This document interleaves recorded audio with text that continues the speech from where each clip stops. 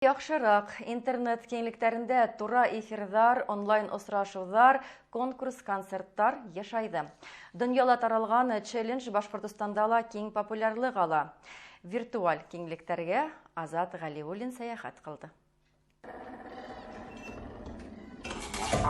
Бұл ниндейдер триллердан өдік түгел, аягын хындырган бейеусе Миләүшә Хәйбуллинаның коридор буйлап атлауы, Фәйзи Гаскәров исемендәге Дәүләт Академия халык бейдері ансамбле солисы, ярәхәтләнүенә карамактан үз изоляция тәртибендәле, өйдә милли хореография нескәлекләренә өйрәтә. Сөнки башкорт бейеүләре рух, дарман бирә.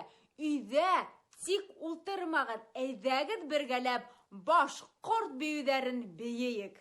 Төрле конкурс, вайн төшерүселәр һаны артты.